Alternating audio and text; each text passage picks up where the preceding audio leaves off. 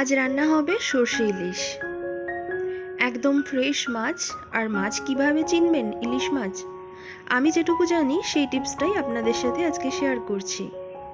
এই যে দেখছেন মাছটা, যে কোনো মাছ, ইলিশ মাছ উপর থেকে যতই চকচক করুক, কিন্তু ভেতরটা যতক্ষণ পর্যন্ত না কাটা হচ্ছে বোঝা যাচ্ছে না। তো মাছটা আঁশ ছাড়িয়ে যখন কাটা হবে, এটার মধ্যে কিন্তু সাদা থাকবে ভেতরটা, আর রক্তটা একদম ফ্রেশ। তাহলেই বোঝা যাবে মাছটা কিন্তু অনেক টেস্ট হবে। তো যাই হোক, আমি যেটুকু জানি সেটাই আপনাদের সাথে শেয়ার করলাম। তো দেখতে থাকুন, সঙ্গে থাকুন। মাছ প্রথমে কেটে নেওয়া হচ্ছে।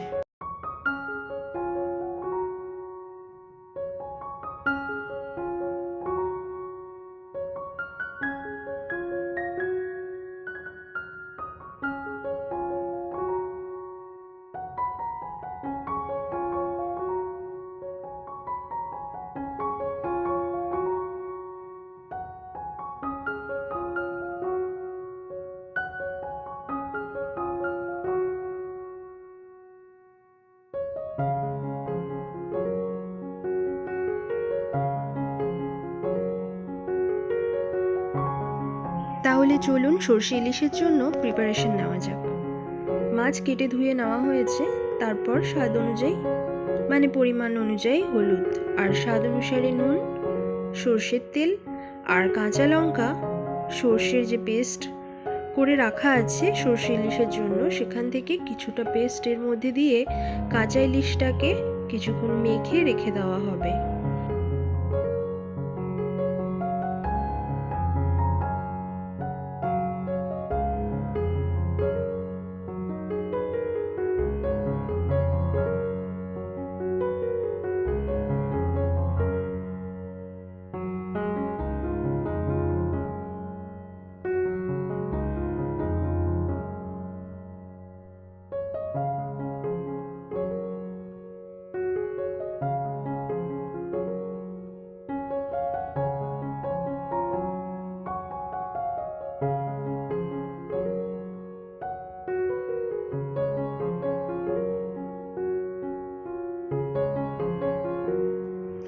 ইলিশ তো ম্যারিনেট করা হয়ে গেল। একটা জিনিস আপনাদের দেখাই, চলুন।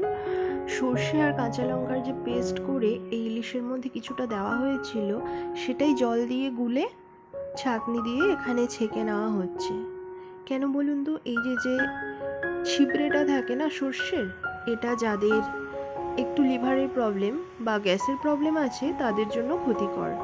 আর সাধারণ এমনি খাওয়াটাও কিন্তু খুব একটা স্বাস্থ্যের জন্য ভালো নয়। তার জন্য লিকুইডটা শুধু ছাঁকনি দিয়ে ছেঁকে নেওয়া হচ্ছে সর্ষে আর কাঁচা লঙ্কার।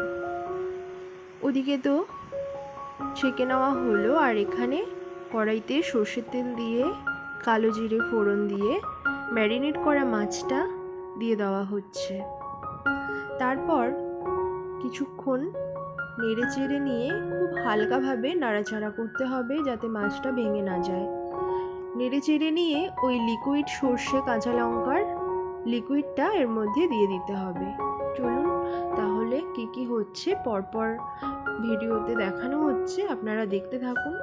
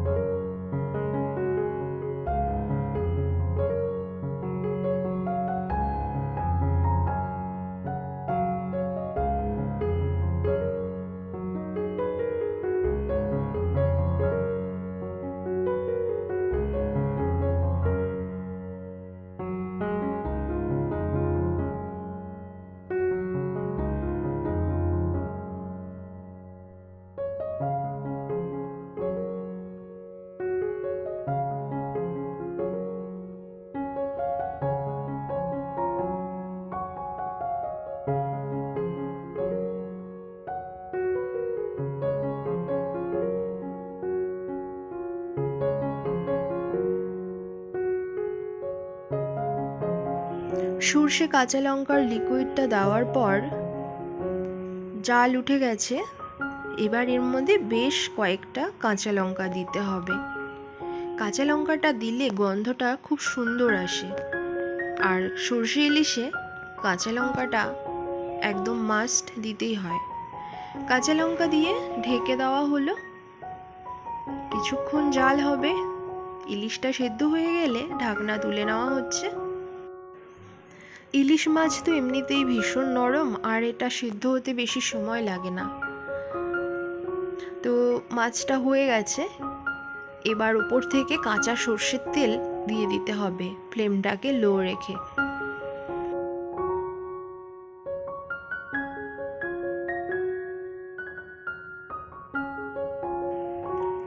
একদম তৈরি হয়ে গেছে সর্ষে ইলিশ।